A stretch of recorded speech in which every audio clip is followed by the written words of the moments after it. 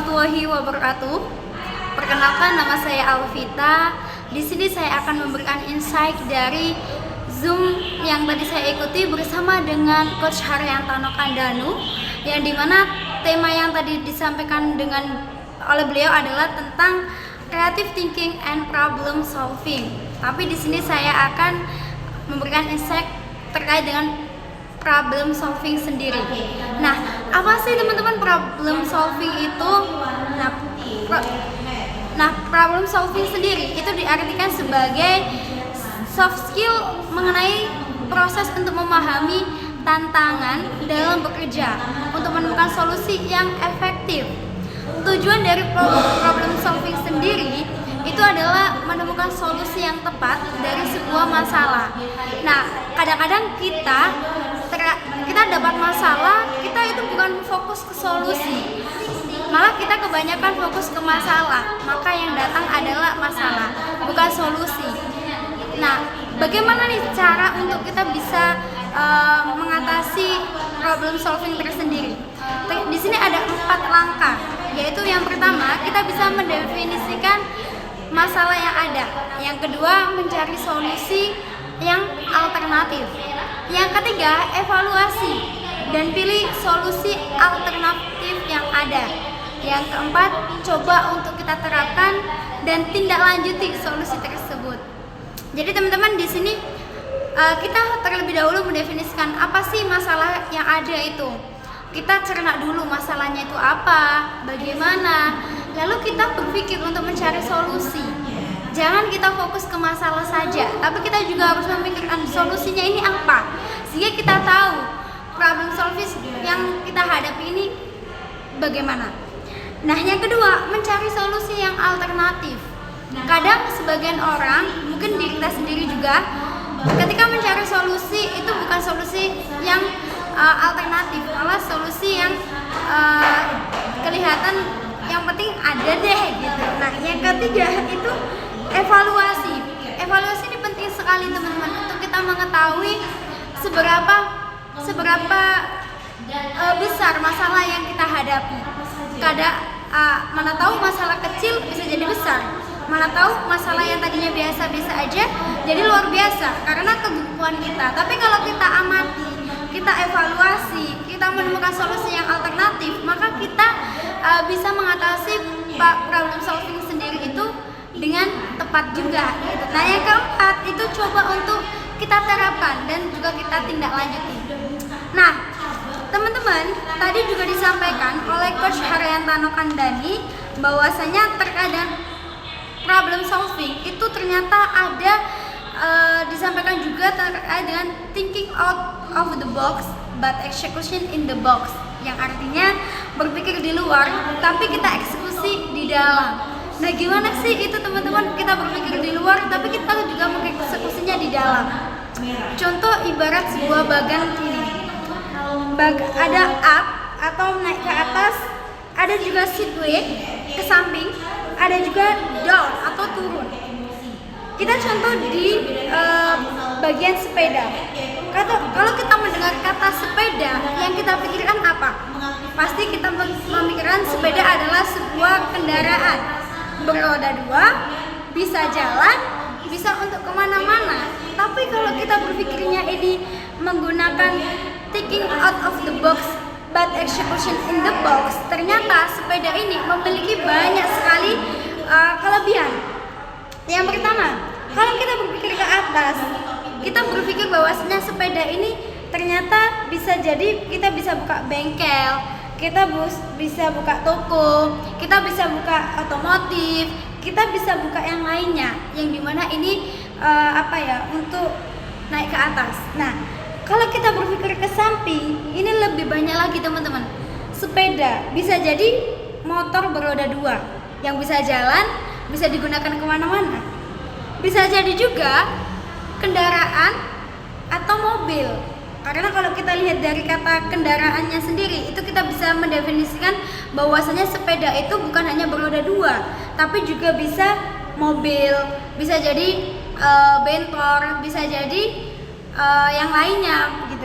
Terus bisa jadi skuter dan lainnya. Yang penting itu kendaraan yang bisa bergerak dan bisa dibawa kemana-mana. Kalau kita mikirnya ke bawah teman-teman, ternyata banyak juga, yaitu apa? Bisa jadi aksesoris sepeda, spion, bisa jadi helm, jualan jersey, bisa jadi jualan yang lainnya, yang dimana ini keuntungannya banyak. Dari kata sepeda aja ini bisa menghasilkan banyak peluang. Nah, kita bisa berpikir dari sepeda ini, bahwasanya sepeda itu gak hanya terkait kendaraan beroda 2 dan bisa dibawa kemana-mana. Tapi kalau kita memikirnya menggunakan teknik thinking out of the box but execution in the box, atau berpikir di dalam dan kita eksekusi keluar, ternyata banyak sekali nih dari kata sepeda saja. Nah, coba kita memikirkan hal yang lain. Selain itu teman-teman, di thinking out of the box ini kita banyak mendapatkan ide kreatif, mulai dari mengamati benda di sekeliling kita. Selain kita sepeda, kita juga bisa contohnya mobil dan lainnya. Tergantung dengan teman-teman, kita bisa mengeksplor diri kita lebih luas, bukan hanya berpikir hanya sesaat saja, tapi kita berpikir lebih luas lagi. Selanjutnya itu menjadikan kebiasaan kita berbeda. Kebiasaan berbeda ini adalah kita berpikir bukan hanya satu arah, tapi berbagai arah juga. Yang selanjutnya itu kita bisa jadi pameran, buku seminar, dan training seperti yang tadi setelah saya ikutin gitu ya. Pengalaman pribadi, musibah yang pernah terjadi di dalam diri kita, meditasi, atau saat kita sholat dan sembahyang dan lainnya. Itu bisa jadi teman-teman. Kadang-kadang kita mendapatkan ide kreatif itu ketika kita dalam keadaan yang mendesak pun, itu kadang-kadang pemikiran ide kreatif itu bermunculan seketika. Selanjutnya teman-teman, problem solving sendiri ini ada dua area yang dimana ini bisa kita kendalikan dan juga tidak bisa kita kendalikan. Area di luar kendali kita itu tidak bisa dikendalikan. Contoh, bencana alam, hujan, habis itu kompetisi harga, politik dan lainnya, itu di luar kendali kita, sehingga kita tidak bisa mengendalikannya.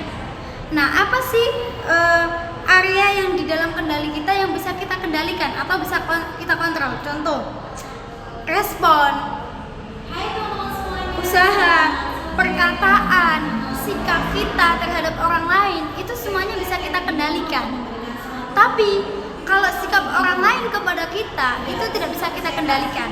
Itu perlu kita catat. Jadi kalau ada orang yang mungkin sifatnya kok berbeda, perlakuannya beda ke kita, yang salah bukan mereka, tapi adalah kita tidak bisa mengendalikan itu.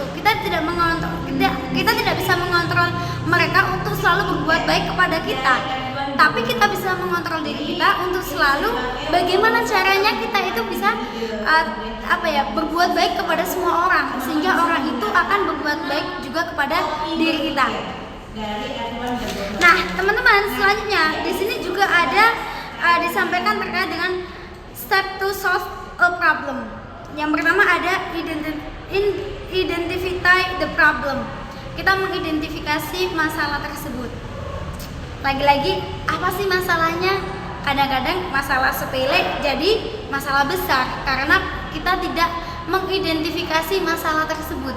Kita terburu-buru untuk fokus ke masalahnya, bukan fokus ke solusinya, gitu ya. Selanjutnya itu ada develop alternatif. Alternatif apa nih yang bisa kita pakai untuk mengatasi masalah tersebut? Yang ketiga itu ada select the best alternative. Yang keempat ada implement. Nah, implement ini bagaimana cara kita untuk bisa mengimplementasikan sebuah masalah tersebut itu bisa kita perkecil, maksudnya kita bisa menemukan solusinya dengan tepat gitu. Selanjutnya teman-teman,